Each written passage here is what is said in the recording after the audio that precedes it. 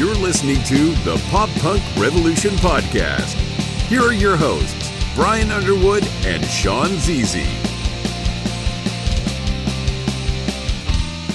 Welcome to the Pop Punk Revolution Podcast. I am your host, Brian Underwood from Tonality Studio, and I'm here with my beautiful co-host, Sean Zizi, author at CTRL+Space.com. Brian, I didn't know you were, feeling that way. And you even did my introduction for me. What a wonderful friend you are. I guess I have to say I feel the same, Brian. I mean, we've known each other for so long. Well, that just warms my heart, Sean. I'm sorry I didn't express my feelings to you sooner. Well, I'm glad you did. Thank you, Brian. All right. Well, enough with that. What are we here today for, Sean? Why are we doing this podcast? Okay. What do we do? What do we hear? I thought you were going to ask me an existential question there for a minute. I kind of like froze up. I was like, oh my God, why are we here? What are we doing? What is the meaning of life? Oh my goodness. According to certain authors, it's the 42. We're more looking for the question. Shout out to anybody who knows what the reference. But anyhow, what are we doing this podcast for? Well, I'll tell you what we're doing this podcast for. We are going to talk to and about the hottest underground bands that you may not have heard of before. We're going to talk to bands like Promise Game, Protect Your Heart, and maybe even bands like Rad Stacy. Whoa, now that would be pretty rad. That would be rad. A Rad Stacy. But I know, that's what I was waiting for. Right. I was hoping someone would edit that in. All right. Well, we've known each other for a long time, Sean. We've been playing in bands together since about 2005? Yeah. About over 15 years now? I mean, my goodness. Like, where has the time gone? Yeah. Where has the time gone? All the bands we love are in a festival coming out pretty soon called When We Were Young. So, like, how does that make you feel? Old. I don't know, man. I don't like that. I'm not down with that. But we were in a band years and years ago, and we even met in 2005, right? So, yep. Where did we meet? When did we meet? Like, I think that it was a mutual friend. You were coming out to some of our shows. I was in a band with a friend of yours. Yeah, that's right. So you came out to some shows. Right. We went to Denny's and had dinner afterwards, just like big band party kind of stuff. It was fun. That. And then eventually you loaned us some of your equipment when our bassists, all of their equipment, like was his amp died or something. I remember so then that. We borrowed your amp. Yeah. You borrowed my SVT. That was really cool. Yeah. For you. That's cool for you. I'm just kidding. Yeah, it was great for us. And, we got a roadie out of it for the night. Thanks, dude. But he left the band. You ended up joining the band. That band broke up. We started a new band, and the rest is history. Here we are today. That band pretty much 15 broke up plus years later. That band pretty much broke up as soon as I joined. What does that say about me? It was like everyone's like, we don't want Sean in the band. You joined a sinking ship, unfortunately. I was like the Titanic. We were playing it down, but then we started our own band, right? Like you just said. And here we are. Here we are. Yeah, we were called Scarlet Sonata back then. Yeah. Went through the dramas of being in a band, replacing members leaving, members on drugs, members in jail. I mean, you name it, we've experienced it. I don't want to air out. Yeah, I don't want to talk about that too much right now, about people's dirty laundry, if you will. However, we have been in that band. We've been in this band for a long time. We were called Scarlet Sonata, and we released our first EP, in 2006, called I'll Bring the Gun, You Bring the Bullet. Yep. When did the second EP came out? 2009. Trapped in a Sea of Emotion. 2009. 2009. Okay. 2009. Yeah. And then we went on a 8-year hiatus. That was a fun time. Then we joined that band called If Looks Could Kill. If Looks Good Kill. I remember that. That was a... Which ended up being a title of an EP of ours that we released recently. Well, yeah, we released that July 2021, and didn't we take songs from that EP? And because they were just sitting there on the shelf, like our singer never finished them. So I was like, yo, Brian, what if we recorded those songs and put them out there? We asked our boy who used to be in the band, and he was like, that's okay, that's fine. And If Looks Could Kill EP is now out there. So thank you, our friend. Yeah, no, those were great songs. Seriously. Interesting recording experience, but yeah, they never got finished. And we finally went back and, well, I would say finished them, but no, we re-recorded them and I guess finished writing them in a way. We did. They weren't finished. They were sat on the shelf for like what, over 10 years? Cool. Yeah, something like that. Yeah, I think so. We dusted those recordings off, and we made them come alive. Oh, and you know what else we forgot? We forgot Resurgence. That was our comeback album after our hiatus in 2019. Yeah, 2019. We redid some songs from Oh my goodness, If Looks Could Kill. We just talked about that. We did stuff from I'll Bring the Gun, You Bring the Bullet, and Trapped in a Sea of Emotion, as well as some new stuff like Reflections, which is a very, very special song to me. I actually wrote that about my brother's fiance who was abusing my mom, dude. Like, ridiculous stuff. I mean, I don't want to get too personal here, but yeah, my mom. This is the place to do it. Oh, you really want me to do that? Okay, well, my mom done got a restraining order against her, and it was super dramatic, dude. Like, she pushed my mom. She, like, poisoned my mom's plants, dude. Poisoned my mom's plants. And, like, remember my mom's beautiful rose bushes at her house? Yeah, I do. Because we used to practice in my mom's house, and my mom had these beautiful rose bushes. You haven't been back since. Those rose bushes are now nubs, dude, because this bitch... That's sad. Can I say bitch? Yeah, why not? All right. This bitch... It's our podcast. We do whatever we want. We do whatever we want. This bitch freaking poisoned them, dude. And now they're all dead. Beautiful roses gone. Years of my mom's work gone down the toilet. Speaking of Reflections, we are going to be releasing that come February 23rd. And our boy Colin from Promise Game. God, I love Promise Game. Those guys, their music is so good. I mean, seriously, they're on like the Pop Punk Revolution playlist. If you guys haven't heard Promise Game, check them out right now because I love those guys. I love Colin. I love talking to that guy. I think he's the main guy I talk to on their Instagram page. By the way, follow them. Great dudes, wonderful dudes. They will literally help you out because they run Defend and Support the Scene. And Defend and Support the Scene, yeah. And Squatch in the Pit, like that website. Squatch in the Pit, yeah. Yeah, I mean, like, those guys are awesome. So thank you, Colin. Thank you, Promise Game. Here's shout out the Promise Game real quick, guys. Give it up to them if you haven't already. So yeah, that's what Reflections is all about. And it's going to be re-released February 23rd, 2022.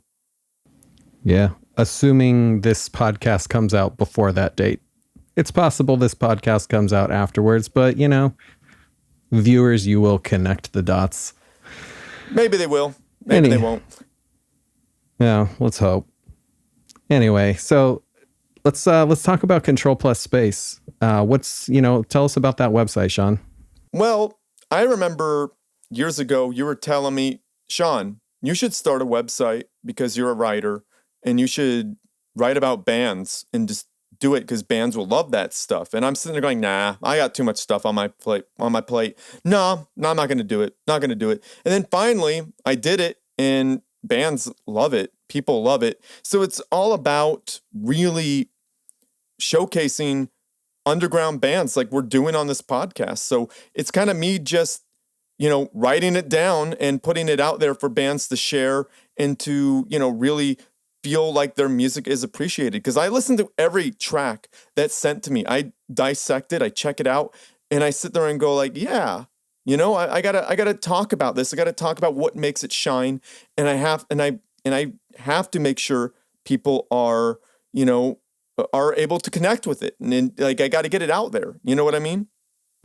Yeah, no, I know exactly what you're saying. I think it's really awesome too because we don't have enough websites out there doing this stuff. Most of them are covering anything that's big and mainstream. A lot of the websites that cover smaller bands like to just trash talk them.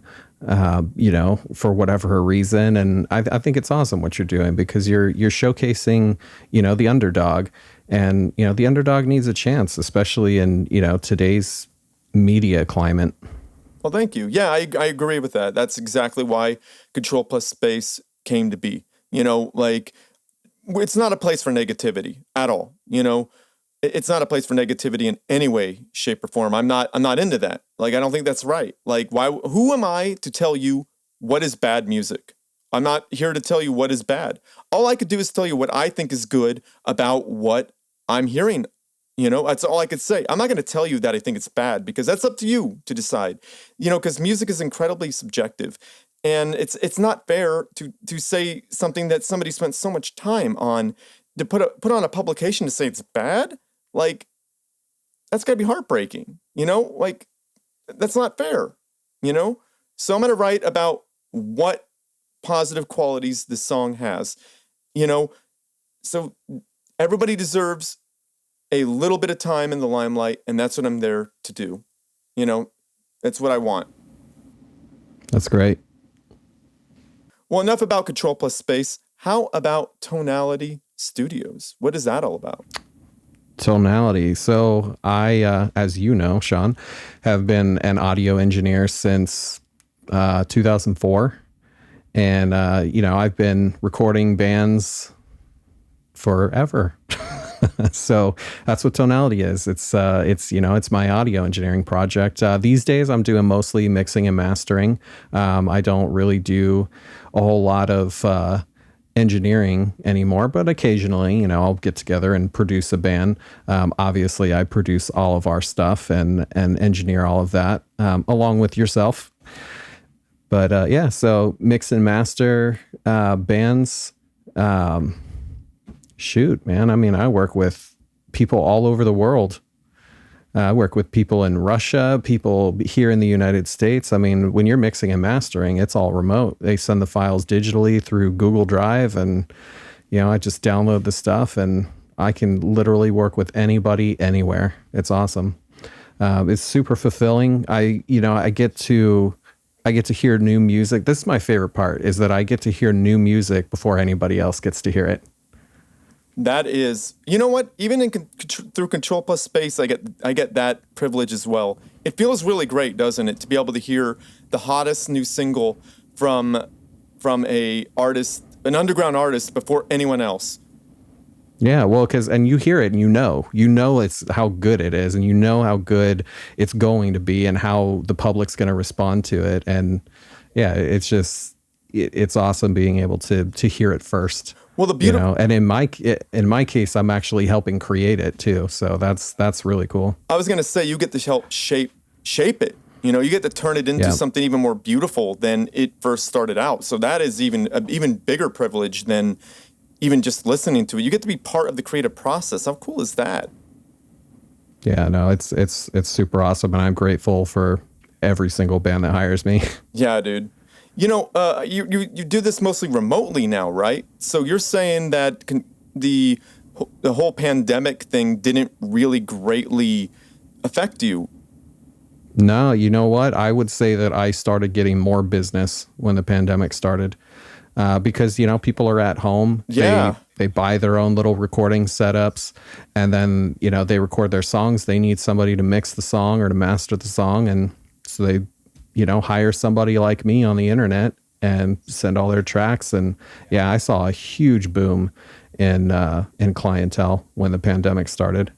The whole pandemic thing is it's a huge tragedy. It's one of the worst things that's happened to humanity in a very, very long time. But I gotta say, people have found a way to create some art out of it, some beauty out of it, as I've even noticed, Control+Space has gotten even more, people saying, yo, hey, look at me, hey, check me out. And I'm like, dude, this pandemic thing is awful, but people have found more time to create more music. So I'm going to say it may be an incredible negative, but there are some positives out of it. So, you know. Yeah, totally. I mean, I think even you and I are a good example of that. You know, when we recorded Resurgence, that was obviously before the pandemic. Yeah. But we were so slow at recording that album.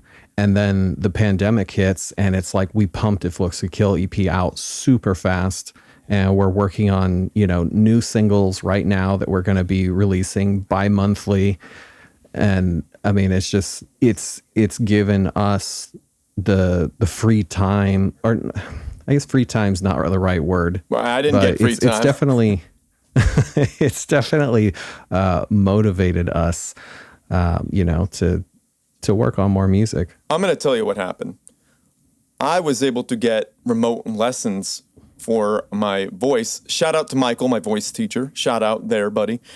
So yeah, I was able to get, you know, voice lessons. So my voice changed and I've got more confident at singing. So I was able to pump out more.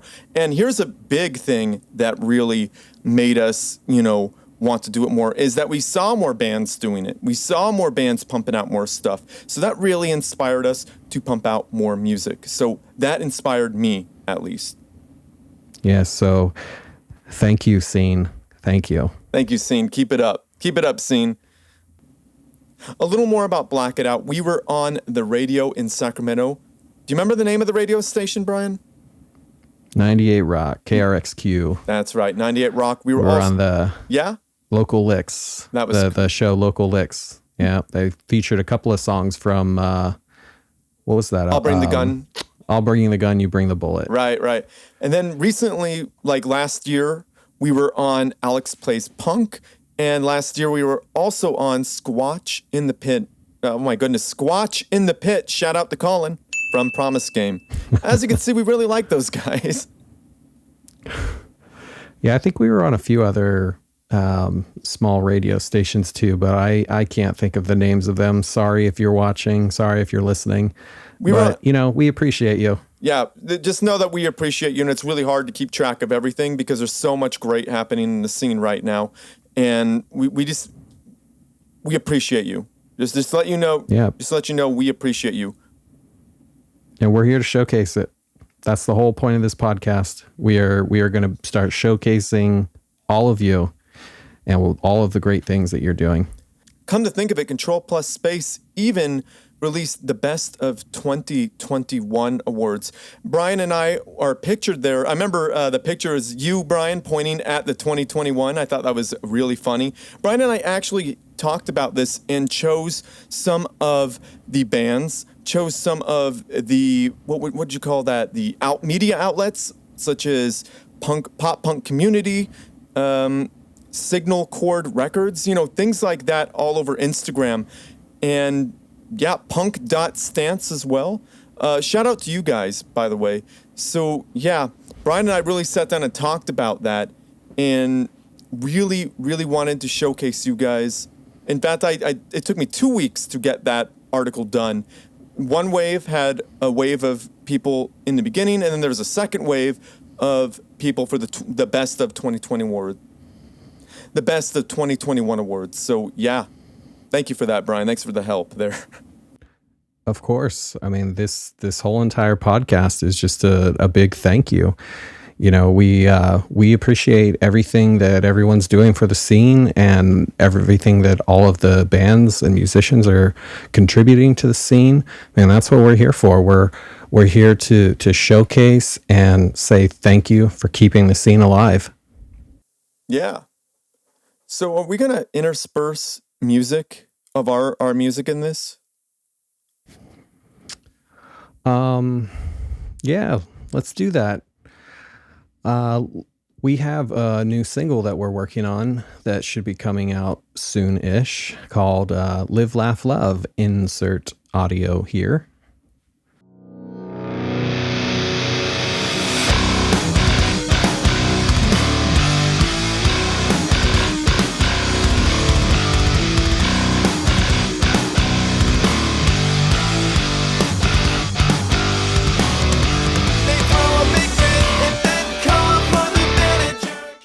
Okay, so we're going to show you a little bit of a clip from Reflections featuring Promise Game. Our boy Colin, shout out to how many times did I shout Colin out today? There's going to be a little counter on the bottom. Sean, shout out to Colin.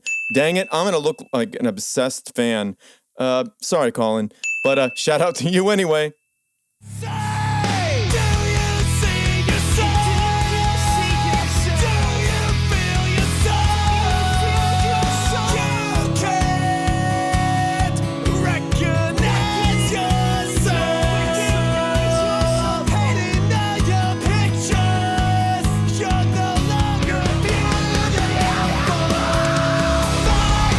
All right, everybody, welcome back. Thank you so much for watching the first episode of the Pop Punk Revolution. You guys are amazing. You are keeping the scene alive. You are the scene. You are the community. Remember that, because the scene is made up of people like you, people making the music, people playing the music, people listening to the music, and people also showing others the music, such as us and people like defend and support the scene. Another shout out to Colin. Cue the counter. Take a shot. Yeah, we're not trying to kill our audience here, Brian. We don't want that drinking game, so drink responsibly. So anyhow, if you guys have a band or a project that you are passionate about and want us to showcase or talk to about in the Pop Punk Revolution, hit us up at podcast@musicrecords.com. That's podcast@musicrecords.com. And tell us all about what you do and send us the appropriate links so we could check you out. Because we want to know more. Because remember, you are the community. So that's it, everybody, for the first edition of the Pop Punk Revolution. Seriously, guys, we appreciate you. And to all of the elder emos, the regular emos, the hardcore kids, the pop punk kids, thank you guys so much, because we got to remember this. We are the scene. You're the scene. We're all the scene, and we are a community, and it's up to us to keep it strong, to defend and support it, and to make it right. So that's it from us. You guys all have a wonderful day, and keep on rocking.